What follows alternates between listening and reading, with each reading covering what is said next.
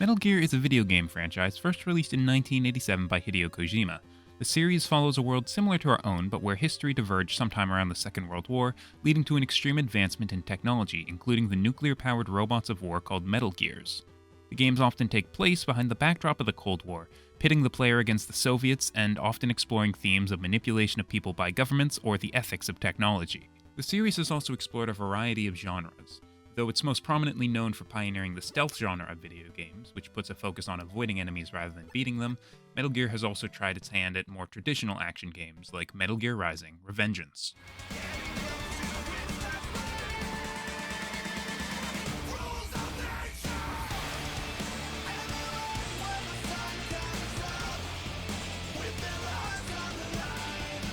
Coming out in 2013, Revengeance also distanced itself from the rest of the franchise chronologically. Instead of taking place during the Cold War, it takes place in the far-flung future of 2018. And unlike in the main series, which emphasizes stealth and avoiding enemy engagement, Revengeance has you approach every situation with the express goal of slicing your enemies up into as many pieces as possible and consuming their spinal fluid. The political messages are equally subtle, which is to say, not at all, as the story follows our main character Raiden on his journey to take down a private military company that operates for the sole purpose of destabilizing peaceful nations to fuel conflict for profit and political power. The game eventually culminates in a final battle between Raiden and the Senator of Colorado, who intends to use a false flag attack on the president to jumpstart his presidential campaign. This is an incredibly overly reductive review of the story, and I'm completely skipping over massive story beats like Raiden tackling his trauma from being a literal child soldier and the existence of the orphan brain harvesting warehouse. But we'll be here for a long time if I have to recount the entirety of the lore that got us to this point, so you're just gonna have to kind of take my word for it. Anyways, Metal Gear Rising: Revengeance came out in 2013, and while it sold pretty well, it wasn't until nearly 10 years later in 2022 where Revengeance would really see itself becoming cemented as a cult classic, in part due to the memes, and about how the previously mentioned main antagonist and final boss, Colorado Senator Stephen Armstrong, would end up resembling a certain United States politician. Free to live as they see fit. They'll make America great again! And we will make America great again. Thank you, Ohio. Thank you. I'm skeptical that Senator Armstrong and Donald Trump actually resemble each other beyond the fact that they both stole Make America Great Again from Reagan. While a handful of news articles point out the similarities between them, such analysis normally stops after the purely rhetorical similarities, but never actually take the initiative to critically delve into their policy prescriptions and beliefs. Make no mistake, Senator Armstrong was intended to parody a dark side of American politics, but an overzealous willingness to simplify everything bad to Trump or Trumpism only serves to whitewash the actual message that works like Metal Gear Rising: Revengeance were intended to convey. So, in this project, I intend to objectively analyze the policy positions and beliefs of these figures in order to establish their actual political beliefs and demonstrate that, despite overlapping rhetorically in some places, Armstrong embodies a very different brand of politics than Trump's. To establish an objective measure of political beliefs, I'll be employing operational codes, a kind of analysis that attempts to glean the underlying philosophical and instrumental beliefs from political figures from their speeches and behaviors. Originally pioneered by Nathan Lights in the wake of World War II as a way of characterizing Soviet leaders, operational codes have since been expanded on to analyze the behaviors and attitudes of politicians from all around the globe.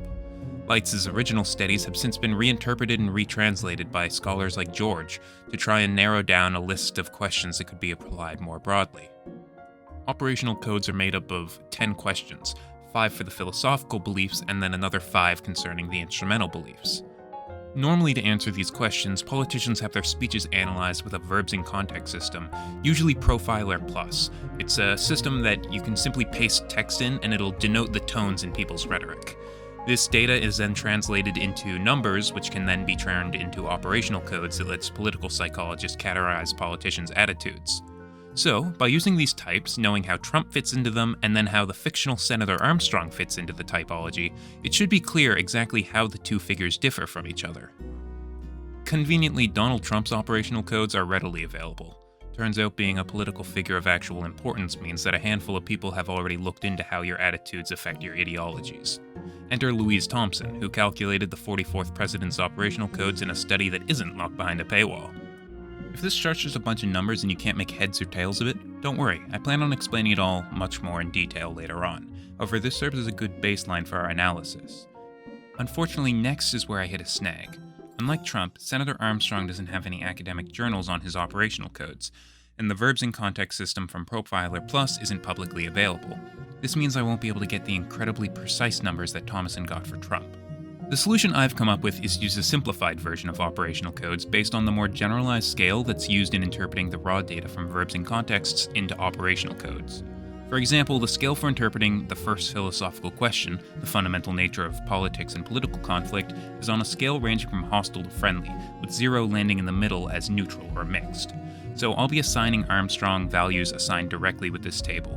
If he's neutral in a position, he gets a 0. If he's somewhat hostile or friendly, plus or minus 25, and so on. Will this lead to an oversimplification of operational codes? Yeah. We can even see that most of Trump's results don't really fall closer to one of these markers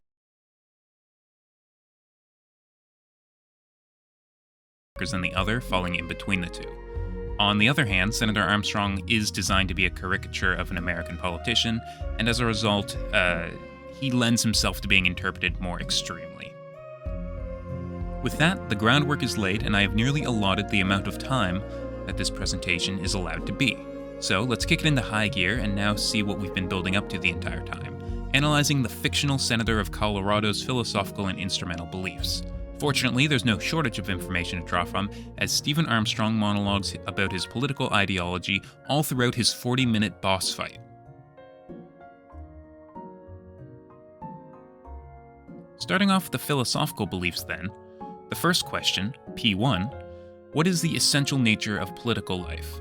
Is the political universe essentially one of harmony or conflict? What is the fundamental character of one's political opponents?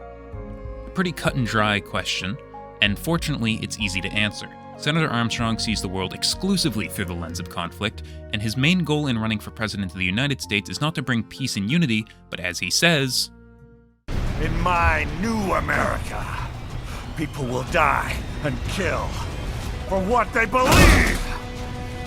Not for money, not for oil! Not for what they're told is right. Every man will be free to fight his own wars! War itself is central to Senator Armstrong's ideology, and the political universe has to be inherently violent and bloody. Political actors are constantly waging wars, and his opposition to these are only due to the fact that the people waging the wars are using people who aren't on board with them. To add on, he's also incredibly black and white on his political opponents.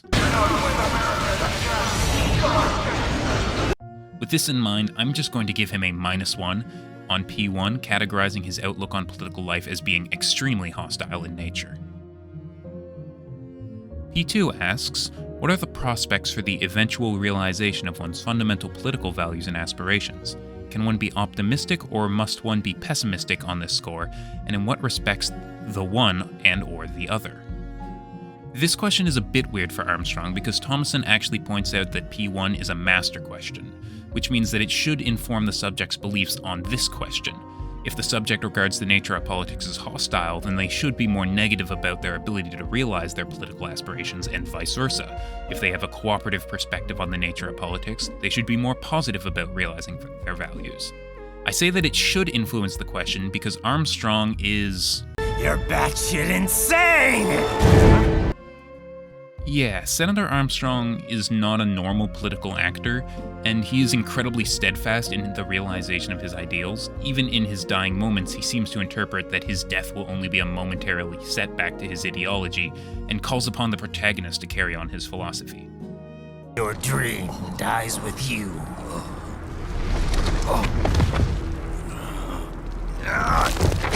Oh, maybe not. You've guaranteed the status quo will go on. For a while longer, at least.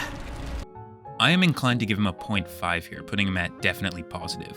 While the argument could definitely be made that he could be very or extremely positive on the realization of his ideology, they're very vague terms to go off of, and I am deducting points for his grim outlook on the immediate future of his policies after his death. At this point in the game, you have essentially dismantled all of his contingency plans, so it is kind of unfair considering that most politicians aren't being based off of their deathbed last words. but I'm gonna give him a 0.5 anyways. Moving on to P3, this is a somewhat easier question to answer, even if Senator Armstrong hasn't explicitly stated it. Is the political future predictable? In what sense, and to what extent? Senator Armstrong's ideal world is one where the strong rule. They fight each other for what they believe and they mold society to their whims. It would make sense that the political future would be incredibly unpredictable. You'd have multiple actors all vying to achieve their own goals, some in conflict with each other. To some extent, Senator Armstrong is aware of this. He never really defines what society would look like, aside from defining it as a land of the truly free, damn it! A nation of action, not words, ruled by strength, not committee! Where the law changes to suit the individual, not the other way around! Where power and justice are back where they belong! In the hands of the people! I would estimate that Senator Armstrong probably falls around 0.25, being interpreted as low. P3 does use different scales along with a couple other questions, but not very low. I'm hesitant to give him the lowest score of 0 because he doesn't explicitly state that people would be unpredictable, and to some extent he probably believes that people would always at least act in ways that preserves their own strength and freedom, something that we do see when he tries to spare the protagonist and recruit him to his cause. On to P4 then. How much control or mastery can one have over historical development? What is one's role in moving and shaping history in the desired direction? The root of this question is in whether or not the political actor perceives themselves as having control over the political arena. I'm not going to dwell too long on this. Senator Armstrong obviously believes he has incredibly high control over the political arena. He's had ties to mercenary groups that internationally disrupt the stability of nations, like I've mentioned, and his ultimate goal is to destroy the American political system and rebuild it in his image. You still don't get it. I'm using war as a business to get elected! So I can end war as a business. These are absolutely not the words and actions of someone who believes he's powerless. He gets a 1 in P4, cut and dry. Interestingly, P5 isn't calculated the same way other questions are. Instead of looking at the text of speeches, P5 is calculated entirely on the master questions P3 and P4. If a leader sees himself as powerless and the political arena as unpredictable, then luck plays a significant role. If the leader sees themselves as powerful and the arena as predictable, then the role of luck is insignificant. The calculation for P5 is P3 times P4 minus 1. In the case of Senator Armstrong, then, his not unsubstantiated perceived supreme power over the political landscape essentially ensures that the role of luck is nil. And this checks out. The only time I could find him referencing luck in the slightest is when he makes a threat to kick the ass of an interior decorator. When I get my hands on that candy ass, he'll be lucky if he can even carry his box of shit out of the building. Moving on to the instrumental beliefs, these consider how a political subject takes actions, and these are labeled I1 to I5. These are going to be somewhat quicker because the game's plot shows plenty of examples of the lengths that Senator Armstrong is willing to go to achieve his goals. I1. What is the best approach for selecting goals or objectives for political action? Cooperative versus conflictive. In case I haven't sufficiently established it, Senator Armstrong isn't really the type to want to reform the system. America's diseased, rotten to the core. There's no saving it. We need to pull it out by the roots. Wipe the slate clean. Burn it down! -1, extremely conflictual. I2. How are the goals of action pursued most effectively?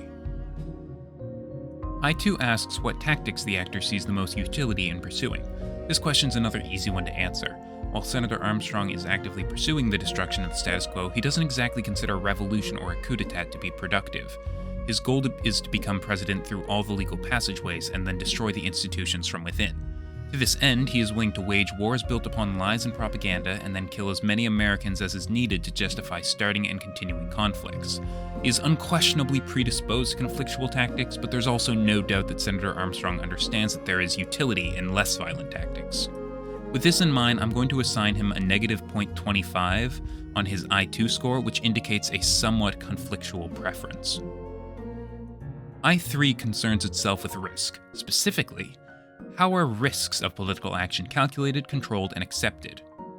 I3 is another question that uses a different scale from the other questions. And this is another question that has a lot of evidence to justify the answer. We get a lot of outlook from Senator Armstrong on the perspective of the risks that come associated with his plan to destabilize nations to go to war, and of particular note, while he's clearly willing to accept risk to a rather high degree, he is, after all, attempting to literally assassinate the President of the United States and cause mass casualty events to advance his career prospects. He doesn't view his actions as particularly risky. Take, for instance, when he's talking about his association with the private military contractors we fight against the entire game. Don't tell me you're still on about that grand jury nonsense. They've got nothing that connects me to Desperado. Besides, the average Joe doesn't give a shit either way. People these days think money is the solution to all their problems. We need to bring back the greatness of good old America. Even with this incredibly skewed sense of risk, though, he does actively admit to accepting risks. Making the mother of all omelets here, Jack. Can't fret over every egg. So I'm going to give him a 0.75 for high risk acceptance. I4. What is the best timing of actions to advance one's interest? Now, I4 is actually two questions in a trench coat. I4A, how flexible an actor's actions are, and I4B, how much their words and actions differ. Both of these were somewhat addressed in the discussion surrounding I2. For I4A, I'm going to say that his actions are low on the flexibility scale at 0.25, as his actions taken throughout the game are generally not cooperative, but he is known to reach out to people who've opposed him on occasion. Rhetorically, though, he does make a number of appeals to the idea of uniting under a common banner as Americans, so I'm giving him a much higher flexibility score on how his words and actions differ. I'm giving him a 0.75 there. You're American. You're number one. The final question to be tackled is I5. What is the utility and role of different means for advancing one's interests? If you thought I4 was sneaky for sneaking two questions into one, I5 is significantly worse. The question is subdivided into 6 categories which use the same scale as P5. There might be a discrepancy here in Thomason's study, because the study says that Trump's I5 appeal perspective is 0.4654, which is higher than what should be possible. I'm just going to rate Armstrong on the scale that's given, even if this means that there's no way to replicate the numbers that Thompson gets. Chalk it up to another methodological limitation to not having access to text analysis software. Anyways, the categories analyzed for the utility are punish, threaten, oppose, appeal, promise, and reward. Obviously, Armstrong sees punishment, threats, and opposition to be effective and useful tactics. He is the main antagonist of a video game, but he also uses a lot of appeal. What do you know about the weak? You weren't born poor. You've never been hungry. You don't know what it's like to fight and steal and kill just to survive. But you did survive! Through sheer force of will, following your own set of rules. With your own two hands, you took back your life! Promise and reward, on the other hand, are not nearly as high on Armstrong's priority list, but he definitely at least makes some promises to look forward to in his campaign. So I'm going to give punish and threaten 0.36 for very high, oppose and appeal 0.24 for high, and promise 0.08 for low, and finally reward 0 for very low. And with that, we have an incredibly rough version of the fictional Senator of Colorado Stephen Armstrong's operational codes. Comparing them with Trump's codes then, while there are some similarities, there's a lot more differences. The two seem to have entirely opposite perspectives on the role of luck, indicating further differences in the predictability of political actors and their own agencies in the political arena. In fact, apart from a similar perspective on the utility of appeal and lower utility on promise, the two are almost entirely different. The entire basis of the articles that compared Donald Trump and Senator Armstrong specifically seemed to focus on sparing similarities and their similar rhetorical flair, but the two figures are quite different aside from the desire to make America great again. And I think even if you looked slightly beyond the shared quote, you'll see exactly how radically different they are. I mean, just look at Armstrong's position. Fuck this 24/7 internet spew of trivia and celebrity bullshit!